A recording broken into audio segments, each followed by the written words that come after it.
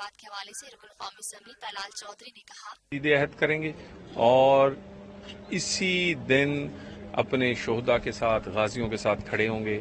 پاکستان میں دہشت گردی کا خاتمہ کریں گے. پاکستان میں 23 مارچ کی تقریبات کا آغاز یہ بتا رہی ہیں کہ پاکستان میں حالات پہلے کی طرح نارمل ہوتے جا رہے ہیں.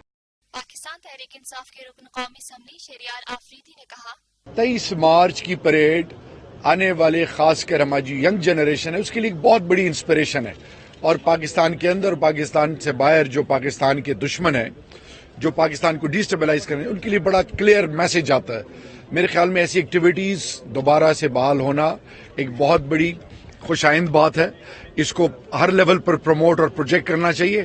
اور ساتھ ہی ساتھ میں اس چیز پر بھی زور دوں گا کہ قومی یکجہتی نیشنلزم اور پیٹریوٹزم یعنی وہ قومی نغمے وہ ترانے وہ ایسے فیسٹیولز ہر لیول پر انیشیٹ کرنے چاہیے کہ ملک میں ایک میسج آف پازیٹیو جائے. بدقسمتی سے جو پچھلے 10 سالوں میں ہم نے آبزرو کیا اس سے چیزیں آہستہ آہستہ بہتر ہونی شروع ہوئی ہیں لیکن اس کو اور پروموٹ کرنا چاہیے. پاکستان ہم سب کا ہم سب کا ہم سب کا پاکستان ہم سب کا ہم سب کا. 23 مارچ 1940 کو ہم نے پاکستان بنانے کا عہد کیا.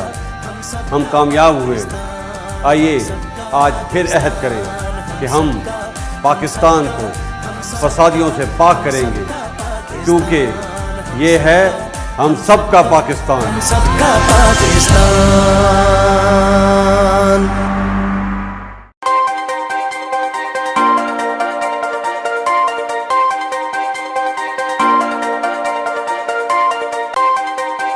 Watch live events of Pakistan Day.